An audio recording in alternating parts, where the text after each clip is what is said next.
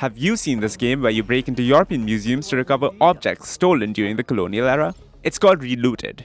Get it? Developed by South African game studio Nymakop, the game takes place at the end of the 21st century, with you playing as a member of a Pan-African heist team. And the goal is to break into Western museums and retrieve 70 plundered artifacts, all of which exist in real life, like this Cameroonian La Femme statue, which is owned by a French foundation, and the famous Benin bronzes, a collection of bronze plaques sculpted in the Kingdom of Benin in modern-day Nigeria, many of which are held across Western museums. Now, with pressure rising from the countries of origin, some former colonial powers are beginning the process of returning some of these artifacts.